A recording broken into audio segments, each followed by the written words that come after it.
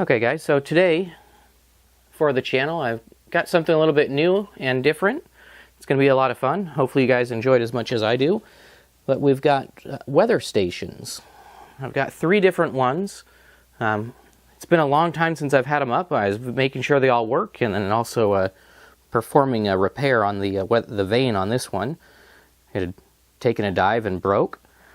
The other repair I had to do was on this one, the arm that supports the vane and anemometer had broken off.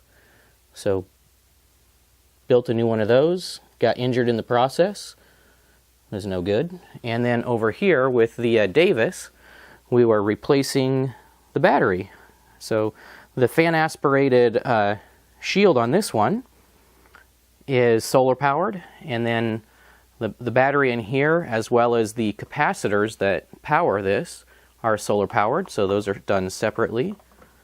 All of these stations report to a console. Each console is different. So this is the console for the Davis.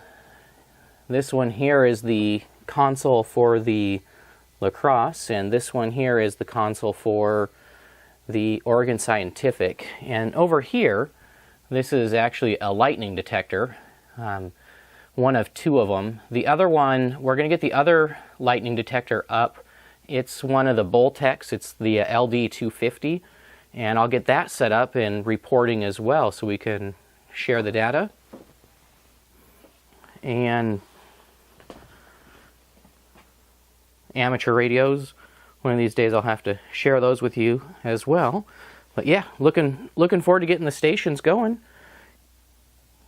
This is the Davis. This is specifically the Plus model. One thing that's going to be a lot of fun with the Plus model here is we have the ability to gather UV and solar radiation data. Okay, so after searching a little bit, the Crosse unit here, the one supported by the Weather Channel, this one is the 2310.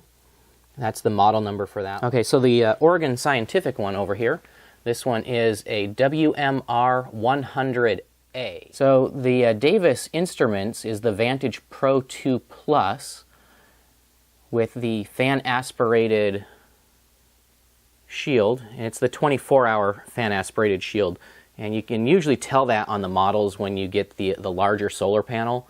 The smaller solar panel would be 2 of them connected up here, and that would be the daytime fan aspirated shield.